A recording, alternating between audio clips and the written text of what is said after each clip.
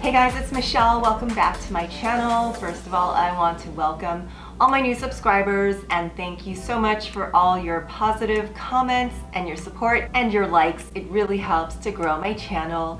If you're new to me, I talk about luxury shopping from the client advisor perspective.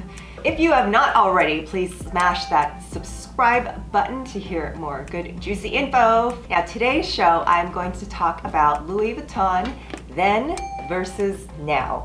For today's comparison, I have a St. Cloud. She is circa late 1980s or early 1990s. And then I have a limited edition Pochette Metis. This is the Love Lock edition from 2019.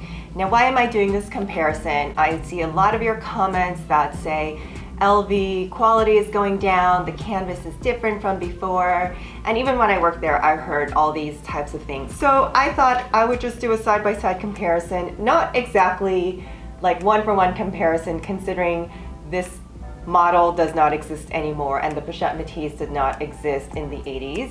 But they are crossbody messenger type bags. We can look and compare some of the details between the two. A tidbit of history for you here. The St. Cloud was one of the most popular crossbodies of its time, named after a district in Paris. Now, a lot of the handbag names, if you notice then and now, are named after streets or districts in Paris. The Pochette Metis was released in 2012. It took a couple years for her to become popular. She's actually inspired by the Monceau, which is a messenger crossbody, and the name is from the Metis. As you can see, it has the same S-lock buckle, but it's more of a hobo style. I'm gonna put these two side by side. The first thing I noticed on the St. Cloud, do you see how seamless that binding is? The binding is brown, whereas on the bags of today, the binding is black. And it almost looks like it's one with the canvas. And it follows the curve of the canvas very smoothly. Let's look at the Pochette Metis. The binding on the Pochette Metis, it's a little more obvious, and it's also black. So to me, it doesn't look seamless like on the St. Cloud. Something else I noticed, like I said, the binding on the St. Cloud, it just follows the curve. Now the binding is basically a paint.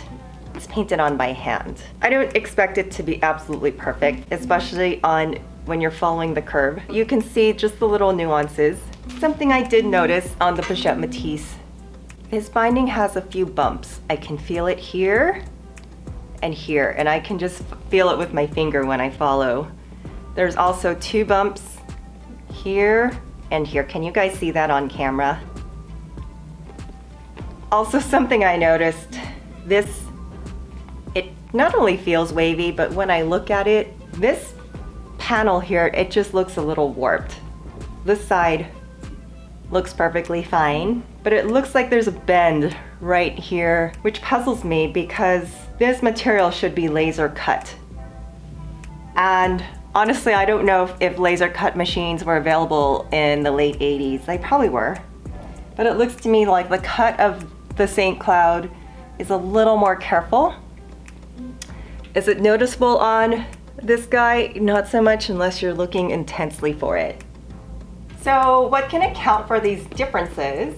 Well, I was training at Vuitton. They told us that each bag is made by one artisan and takes 48 hours start to finish.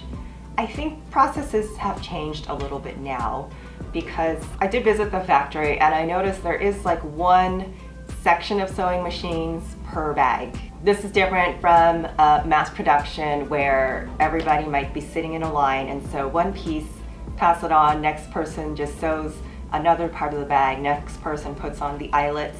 So it's a little different from that. It does look like there's one person working on one bag. However, I don't know what it was like back in the day because if one person was working on one bag for 48 hours, that means that same person is doing the stitching and the glazing. Nowadays, I know that the sewing machines are in one place, however, the glazing department, it is in a different spot. So there's one person just doing glazing, like there's one person just cutting the leather, and they pass it to the next person who's just doing the glazing on the leather. That is one of the differences between then and now about how many people actually handle the bag, where this possibly might have been one person handling the bag, and there were multiple people. Also, back in that day, there wasn't social media, and it wasn't that long ago, but there was probably a little more attention to the bags if they were making one every 48 hours, as opposed to now. I don't know what the exact number is, but it could be anywhere from 20 to 100 pieces per day. Some other differences between the two: the leather shoulder strap, and the shoulder strap of the St. Cloud is not detachable. With the Pochette Metis, you get a canvas shoulder strap that is detachable, and most of the handbags now have detachable shoulder straps. I think it's a great option if you ever wanted to replace the strap, or as you see it now, a lot of people wear that Sporty Spice jacquard. Let's look at the inside of the bag. Pochette Metis has compartments, and this is why people really love the bag, because it expands. See these gussets, they expand a lot, so you can put a lot inside the bag. But here's a key difference. This now has the microfiber suede, which is also known as the Alcantara. Fancy name for microfiber. It's lightweight, it's easier to clean, and it's replaceable. The older bags have a leather lining. Now, some people really still love the idea of a leather lining. It sounds like it's more luxurious, right? Like it's a higher quality material. But the problem with the leather lining is that this lining cannot be replaced. This bag is in really good condition, but if it wasn't and I wanted to replace the lining, I wouldn't be able to do that. So there's 3 compartments here and 1 zipper pocket on the outside, whereas the St. Cloud, 1 compartment. This bag is slimmer and doesn't have the gussets, so it does not expand. 1 zipper pocket inside, and then you've got the pocket on the outside. Now, before I started the video, I weighed both bags, and they are exactly the same weight, 1 pound 8 ounces. This one, the newer version, looks like it's brown gold. It has more of like a gold mustard color to it, whereas the old one, it has kind of a khaki tint to it. Okay, this is not a big deal. It doesn't mean that one bag is higher quality than the other. Like, this is such a minor thing. If you crochet, you would know, or if you work in like denim manufacturing, for example. But if you crochet and you're buying like 5 different skeins of yarn, there's a little tag that you want to look at, and it will tell you the number of the lot that it's from. So what that means is when they mix the dye, they assign a dye lot number. So that might be A, and this one might be B, because they can never get the dye lots exactly the same. This is like some kind of chemical science. So like I said, if you crochet, you might look at that. If you work in the denim industry, you would see that you might buy this pair of 7 jeans from this store and then buy the same exact style and model at another store, and they could be 2 different types of blue. That's the dye lot. So don't get hung up over that of like, oh, this color, what is the color supposed to look like? It's still authentic, it's still the same bag. Now, I'm gonna feel the canvas of this and this. They feel exactly the same to me. I also mentioned if it's a bag that needs to stand up, the canvas is going to be stiffer. And if it's a bag that has pleats, the canvas might feel softer. This bag also has, as we said, a microfiber lining. The nature of the St. Cloud having a leather interior, it might absolutely feel like it's stiffer to someone. I do feel like there's a slight difference in the hardware. This hardware it needs some polishing, so it's no longer shiny. But if I feel it, if I kind of like tap on it with my nail, there's just something different about the newer hardware. It doesn't feel as dense. I'm not a metal expert. The sound of the old hardware, it does sound less hollow, like a deeper sound than the new hardware. I think there's a rumor too that the old hardware is 100% brass. I do agree with you guys on that the hardware on the new bags, they're just hardware. They don't look like luxury hardware. They just look like they would on a Marc Jacobs bag or a Calvin Klein bag. It does look like, to me, it's very yellow, painted, and that color is going to rub off. It's also not scratch proof. So just because you're buying Louis Vuitton, it doesn't mean that the hardware is not scratch proof, it's not titanium, it's not stainless steel, it's going to fade and it's going to scratch. I honestly would rather just polish the hardware on this guy than to replace it, because I don't know if it's going to be replaced with the same exact hardware. Just looking at the two, the newer hardware, it does look kind of cheap and plain to me. Sorry. This limited edition was purchased in 2019 for $2,600, and she's on the resale market for much more. This is the Love Lock edition. This Love Lock is an homage to that bridge in Paris where everybody puts their padlocks. That's like their symbol of love. Now, when my friend bought this, she told me there's nothing in Louis that she wanted. And then I think she came in to say hi and was like, I want that bag, it's so cute. And this totally fits her style. She's very cutesy, she's very kawaii. She actually is my nail designer. Don't look at my nails right now, they need to be done.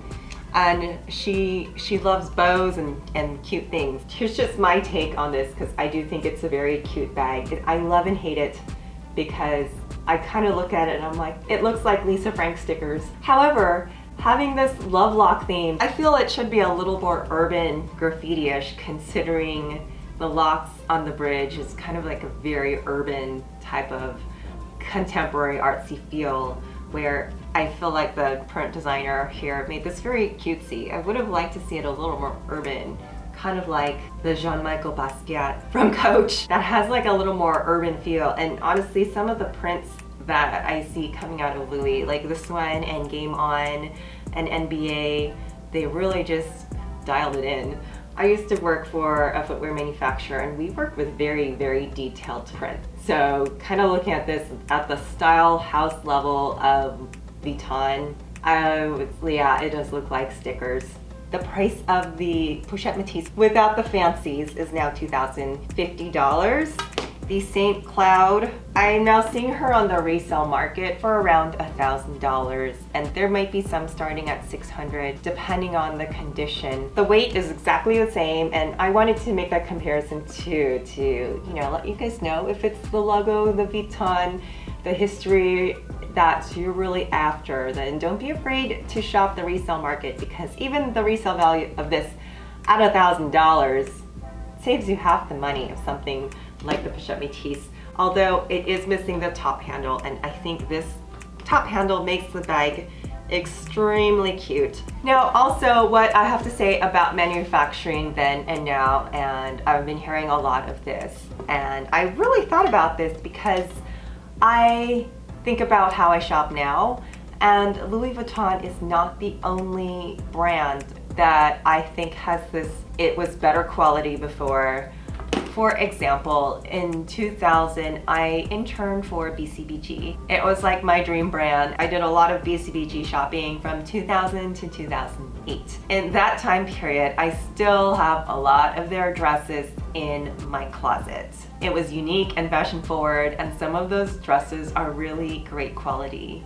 However, if I go into BCBG now, I do not find the same quality pieces that I did back then. So now with Louis, they are making a lot more bags, maybe 20 times more bags now than they did in the 80s. So there's no longer one artisan working on one bag.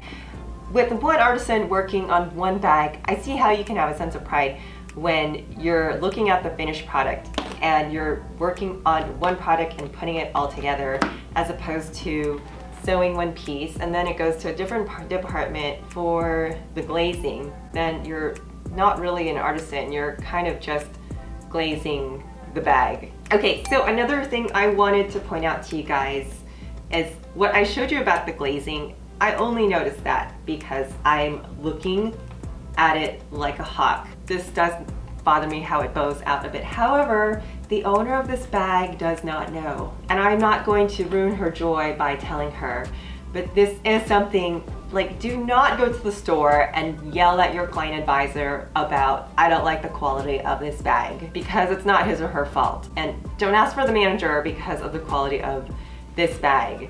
They're not going to send it to the little man in the back to reglaze to make you happy. All they can do is say, okay, well, do you want to return it? Do you want it or not? If it's in the returnable window, we'll just take it back, and guess what? The person behind you wants it.